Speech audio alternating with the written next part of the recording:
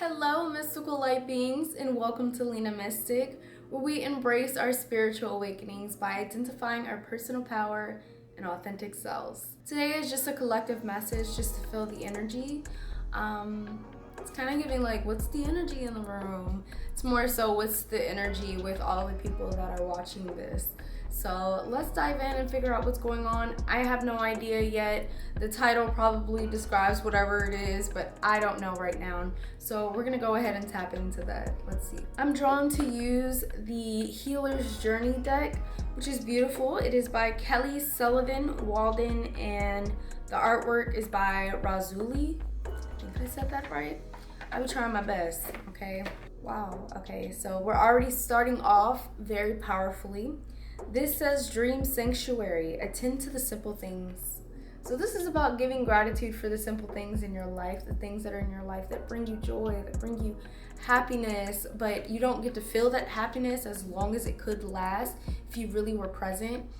So next time something makes you feel happy, just kind of breathe it in. Breathe in that joy that you're feeling in that moment and say, wow, this is a lovely moment. Thank you so much.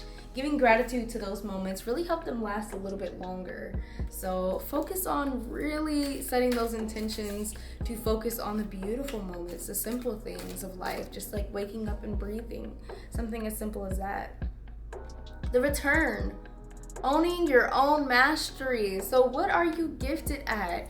Really tap into that. Think of it as, what is something that I speak about every day, or I feel passionate about every day, or that I say I'm into every day, or that people always say I'm good at?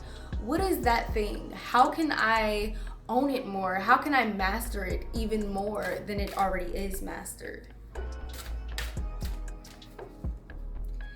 The unknown is your friend.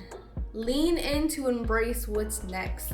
So I feel like we always want to know what's next. I mean, that's kind of why people get into tarot in the first place, or get into going to get tarot readings in the first place. It's kind of like, what's next?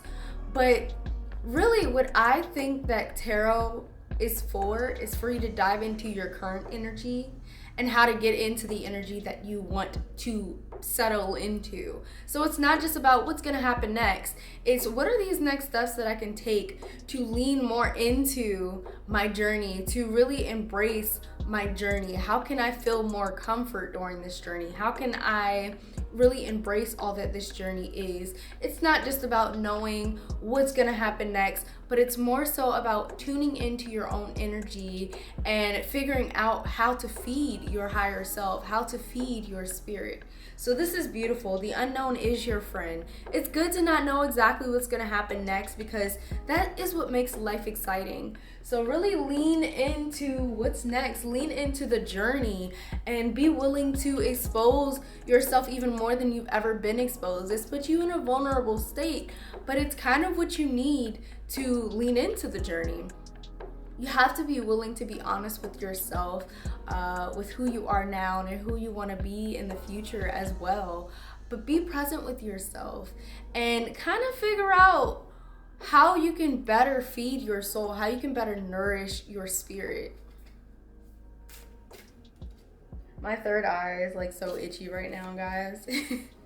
I did Reiki on myself today, and I kind of focused on the third eye and the throat chakra and the heart chakra, and I can just like feel the tingling here right now, and it's so weird and beautiful at the same time. Trip the light, fantastic. Dance with the universe. This is funny because this morning I was actually dancing, like I was meditating, but I was like moving my shoulders, kind of like moving my throat, just to get in the groove of the universe and really just tap into freedom and being free-spirited, but also being intentional as well. Free-spirited is not just only going with the flow, it's being intentional as well, and kind of trying to figure out where God is leading you, where source is guiding you, and where your spirit is guiding you, and navigating through that and being intentional with your experience, but also not putting these harsh boundaries and expectations on yourself, but being kind to yourself and compassionate as well. That is what being free-spirited is like. So dancing with the universe, doing something fun, spontaneous, beautiful, that makes you feel good. Okay, so right now we're really focusing on what makes us feel good. And that makes sense because if you're watching this at the time that I posted this video, it actually just happened to be right after the Sagittarius full moon, which was also the strawberry full moon. And the whole energy of that full moon was playfulness, fun, sweet. It's literally like enjoying the sweet, simple things, enjoying kindness, enjoying being kind, and the kindness that other people give you. The simple things like someone opening up the door for you, or somebody telling you you dropped something. Like, these are things that people don't have to do, but they do out of the kindness of their heart. So giving gratitude to those little things that you get. Like, for example, my son was holding my head on him last night. Like, when we were going to sleep, he was like, "I love you, mommy." And I was like, oh my God, that's so sweet. And I kind of just sat in that moment and I was like, this is really, really sweet, and it's so genuine. So enjoying those genuine moments that you feel or you experience, and just letting yourself sit there for a while instead of being so consumed with the world or what's happening outside of your own experience. You're in great company. This is saying that the people that are in your life, you can trust them. The people that play a huge role in your life, that are present there, that are helping you, that are providing a hand to you. These are good people to have. And sometimes we pull away from them because we've been hurt before. But give your all in these relationships, because it's rare that someone just completely regrets giving their all to someone that is a good person. And it's a lot more common that people, lose someone in their life and they're like, wow, did I give them my best? Did I give them my all? So lean into the people that are in your life and that are saying that they're there for you. In that moment, trust them. Of course, if they've shown you time and time again that they're toxic and they're gaslighting you, these are the people you want to distance yourself from. But if these people have not betrayed you, especially within the last few years, really give them grace and compassion and see who they are today, because each of us is a new person. And to be honest, each of us have played a villain in someone else's story. So just be willing to give compassion to the people, especially when they've shown you can trust them over the last couple of years. So forgiveness is a huge thing, y'all. And being willing to forgive yourself as well is a huge thing as well. And those of you who know, I do work with trauma forgiveness. So if you did want to book me, or if you did want to buy my book that's in trauma forgiveness, then you can go ahead and do that on my website. But really just lean into the people that are offering their hand to you right now, because you need it more than you think. Of course, you're willing and you're capable of doing all of these things yourself, but don't you want to live a more comfortable life where you can accept the help that you're being offered, where you've kind of asked the divine for this help, this assistance, this guidance, and it's being provided to you, and you're kind of pushing it away? It really reminds me of one of those Bible stories. I cannot remember it, but it was like, they were like, God's gonna save me, God's gonna save me, and like it's a flood and he doesn't have a boat and he's like waiting for God to save him, but all these boats were like, hey, you need help?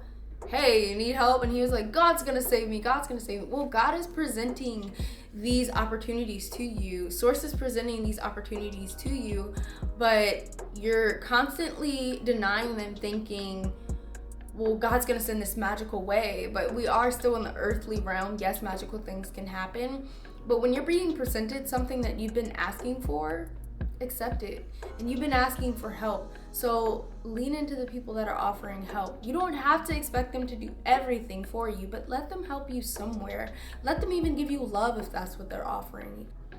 All right, and let's just pick one more card and figure out what the energy is of that card.